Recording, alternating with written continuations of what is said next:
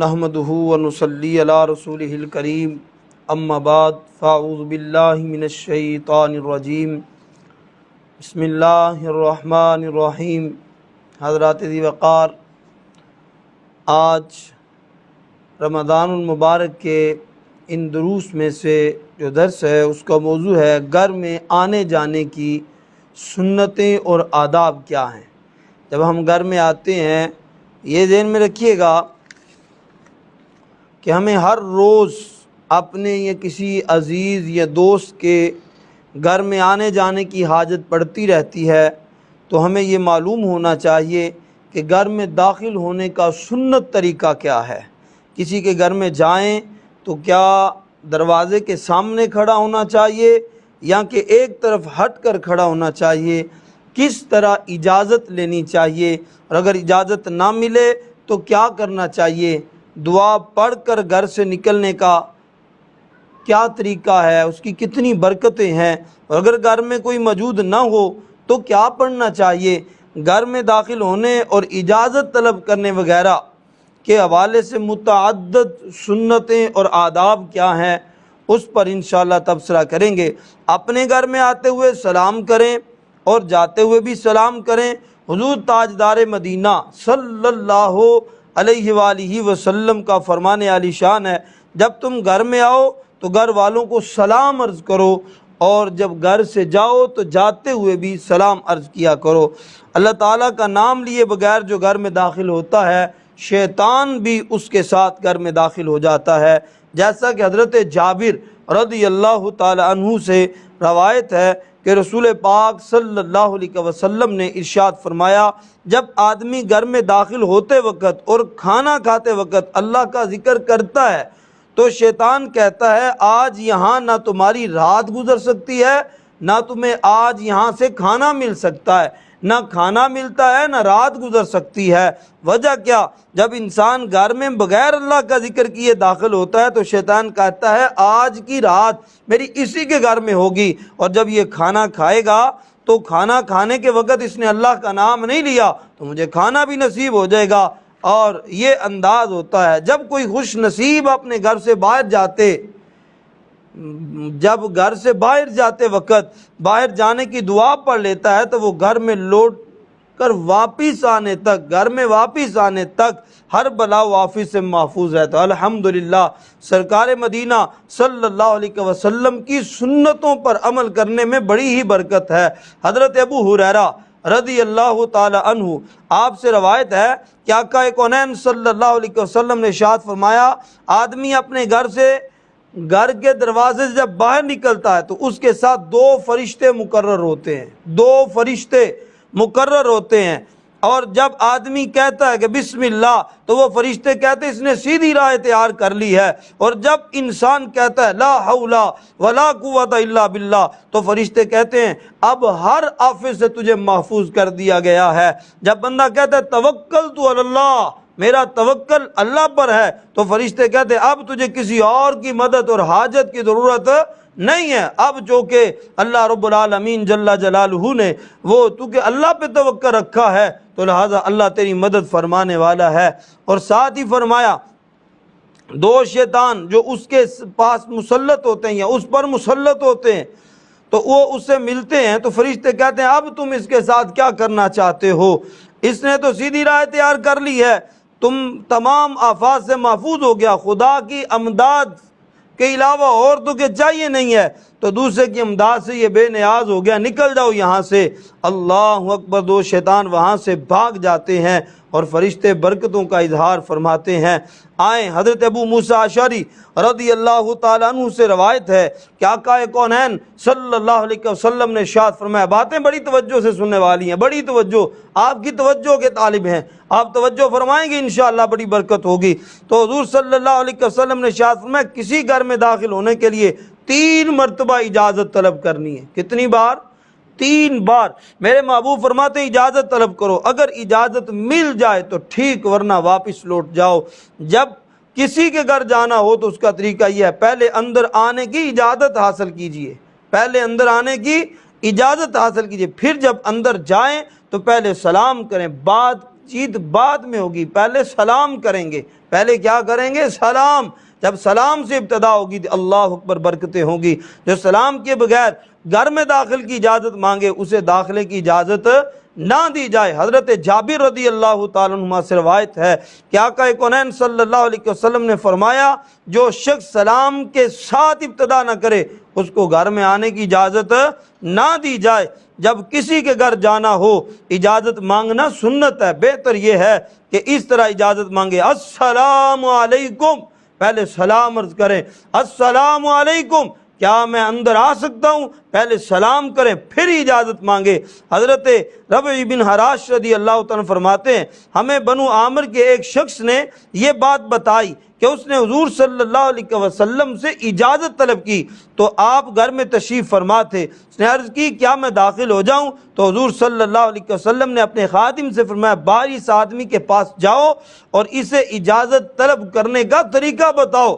اجازت کس طرح طلب کرنی ہے؟ اجازت طلب کرنے کا طریقہ بتاؤ۔ اس سے کہو کہ پہلے السلام علیکم کہے پھر اجازت مانگے۔ کسی کے گھر میں بھی جائیں پہلے السلام علیکم کہیں پھر عرض کریں کہ اندر آ سکتا ہوں، مجھے اجازت ہے، یہ میرے محبوب صلی اللہ علیہ وسلم کا فرمان ہے۔ تو جو ہی یہ لفظ بیان کیے گئے تو محبوب صلی اللہ علیہ وسلم نے اجازت فرمائی اور وہ اندر داخل ہو گئے۔ اگر کوئی شخص آپ کو بلانے کے لیے بھیجا گیا ہو، یعنی جسے ہم کہتے ہیں کہ وہ ہمارے لیے وہ ایلچی بن کے گیا ہے، قاصد بن کے گیا ہے، تو بزرگان دین اور آقا کونین صلی اللہ علیہ وسلم نے فرمایا ایلچی ہی اجازت ہے، اسے اندر آنے کی اجازت کی ضرورت نہیں ہے۔ سنن نبی داؤد کی حدیث ہے، 9815 حدیث نمبر ہے۔ اپنی موجودگی کا احساس دلانے کے لیے کھنگارنا چاہیے۔ مولا کائنات علی المرتضیٰ شیر خدا رضی اللہ تعالیٰ عنہ فرماتے ہیں میں رسول پاک صلی اللہ علیہ وسلم کی خدمت بابرکت میں ایک مرتبہ رات کے وقت اور ایک مرتبہ دن کے وقت حاضر ہوتا تھا۔ جب میں رات کے وقت آپ کے پاس حاضری دیتا تو آپ میرے لیے کھنگارتے تھے۔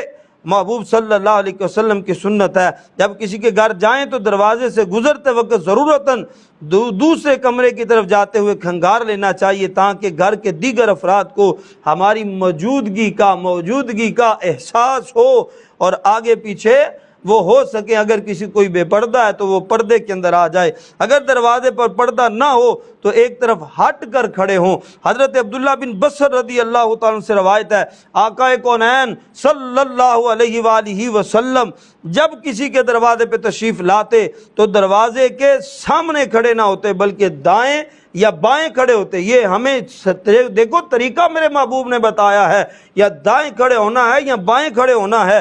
پھر محبوب صلی اللہ علیہ وآلہ وسلم فرماتے ہیں کیا کرنا چاہیے؟ السلام علیکم، السلام علیکم۔ فرمایا ان دنوں دروازوں پر پردے نہیں ہوتے تھے، جب کوئی کسی کے گھر جائے تو اندر سے جب کوئی دروازے پر آئے تو پوچھے کون ہے، باہر والا میں نہ کہے۔ بعض کہتے ہیں میں ہوں، بھئی میں، اس سے میرے محبوب نے منع فرمایا ہے، اس کو پسند نہیں کیا محبوب علیہ الصلوۃ والسلام نے۔ ایک روایت سنے جیسا کہ حضرت جابر رضی اللہ عنہ سے مروی ہے کہ آقا کونین صلی اللہ علیہ وسلم کی خدمت میں حاضر ہوا، دروازہ کھٹکھٹایا، آپ نے فرمایا کون؟ تو میں نے عرض کی میں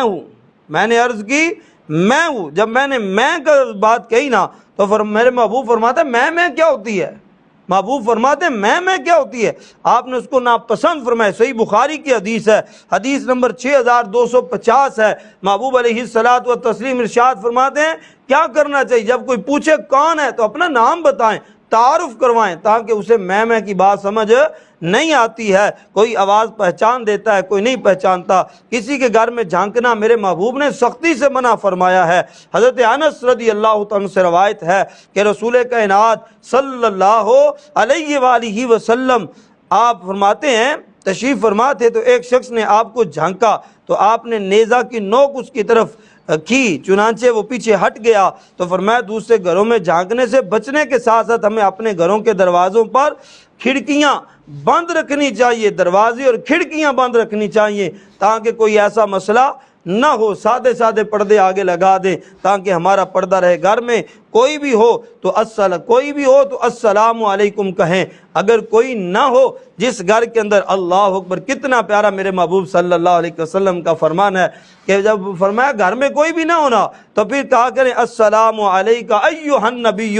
میرے محبوب فرماتے ہیں کہ جب سرکار مدینہ صلی اللہ علیہ وسلم، یہ آپ کے فرمودات سے پتہ چلتا ہے کہ مومنوں کے گھر میں سرکار کی روح مبارک تشریف فرما ہوتی ہے، اللہ اکبر اللہ اکبر، یہ تشریف فرما ہوتی ہے، اس وجہ سے برکت ہوتی ہے، تو محبوب علیہ الصلوۃ والسلام کی بارگاہ میں سلام عرض کر دینا چاہیے، السلام علیکہ ایھا النبی کے لفظ استعمال کریں تو پھر کیا ہوگا، میرے محبوب اس کا جواب بھی عطا فرماتے ہیں۔ جب گھر سے باہر نکلیں، کہیں بھی دور جائیں تو بسم اللہ توکلت علی اللہ لا حول ولا قوت الا باللہ پڑھنا چاہیے، اللہ عز و جل کے نام سے، اور اللہ تعالیٰ ہی کی طرف سے طاقت اور قوت ہے، اور اللہ تعالیٰ ہی کے بھروسے پر میں نے چھوڑا ہے۔ اے ہمارے پیارے اللہ عز و جل ہمیں گھر میں آنے جانے کی سنتوں پہ عمل کی توفیق عطا فرمائے، اور صحیح معنوں میں شریعت کے مطابق ہم کسی کے گھر جائیں تو بڑی محبت سے جائیں، پیار سے جائیں، اجازت لے کے جائیں، یہ میرے محبوب کی سنت مبارکہ ہے۔